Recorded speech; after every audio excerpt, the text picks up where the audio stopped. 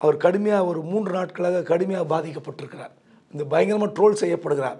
அவரும் இன்னொரு நடிகையும் தொடர்பான செய்திகளை வைத்துக்கொண்டு எங்கேயோ ஷூட்டிங்கில் எடுக்கப்பட்ட செய்தி, எங்கேயோ ஒன்றாக பயணிக்கிற லிஃப்ட்டில் பயணிக்கிற அந்த செய்தியெல்லாம் வைத்துக்கொண்டு தொடர்ச்சியாக அவரை அவதூறு செய்கிறார்கள் சோஷியல் மீடியாவில்.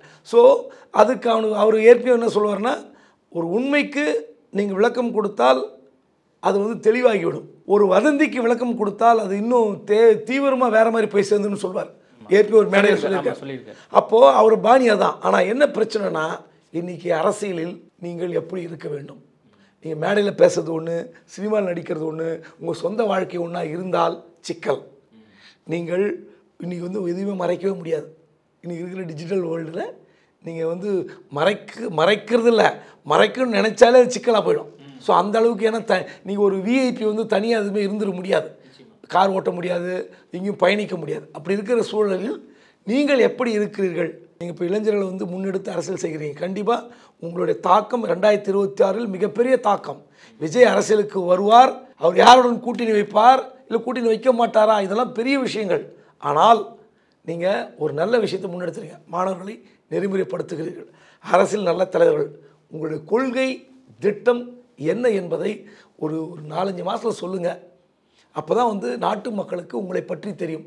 உண்மையிலே நீங்கள் ரஜினி மாதிரி ஓடி போகிறீங்களா, இல்லை நான் ரஜினி இல்லை நான் விஜய், நான் அரசியல் எப்படி ஸ்டாண்ட் பண்ண போகிறேன் அப்படின்றதுக்கான சில விஷயங்கள் இருக்குது, கொள்கைகள் திட்டங்கள் அதெல்லாம் தான் வரணும். அந்த மாதிரி விஷயங்கள் வெளியே தெரிவதற்கான முயற்சிகள் வரணும். ரெண்டாவது, ஒரு வெறும் 4 சோத்துக்குள்ளே நீங்கள் மாணவர்களுக்கு பரிசளிப்பது, ஸ்கிரிப்டட் டைலாக்கை பேசுவது என்பது விஜய்க்கு சரியாக வராது. நீங்கள் திருவள்ளிக்கும் எழுதி கொடுத்தது நடிக்கலாம், படிக்கலாம், பேசலாம். ஆனால் அரசியல் அப்படி அல்ல.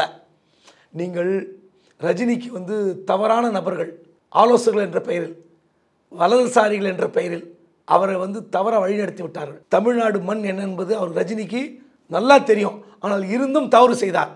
நீங்கள் வந்தால் போதும், கையாட்டினா போதும், காலாட்டினா போதும், உங்களுக்கு ஓட்டு போடுறதுக்கு ரெடின்னு ஓடி போயிட்டார். அரசியலில் நல்ல தலைவர்கள் வேண்டும் என்ற அந்த முயற்சியும் வார்த்தையும் உண்மையிலே பாராட்ட வேண்டிய வார்த்தை தான். ஏனென்றால் அரசியல் தான் இன்றைக்கி புறையோடி போயிருக்கிற அரசியல். குறுகிய காலத்தில் ஒரு கார் வாங்கிக்கணும், கொடி கட்டிக்கிட்டு நல்லா பளபளன்னு சட்டையை போட்டுக்கிட்டு தான் விரும்புகிற நகைகளை அணிந்து கொண்டு ஒரு இந்த சினிமாவில் வருகிற காட்சிகள் போல் இருக்கணும் தான் அரசியலில் வர இளைஞர்கள் ஆசைப்படுகிறார்கள்.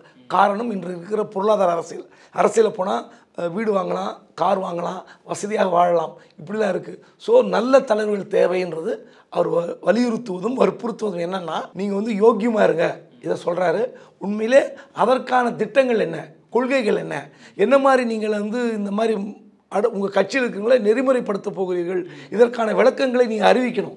விஜய் என்னுடைய கட்சியில் யார் எப்படி இருக்க வேண்டும், நான் ஒரு ரோல் மாடலாக இருக்க போகிறோம். இந்த கட்சி அதிகாரத்தை கைப்பற்றுவது நோக்கம் அல்ல, ஆனால் அரசியலில் நல்ல தலைவர்கள் எப்படி இருக்க வேண்டும் என்பதற்கு உதாரணமாக என்னுடைய கட்சியுடைய சட்ட திட்டங்கள் இருக்கும்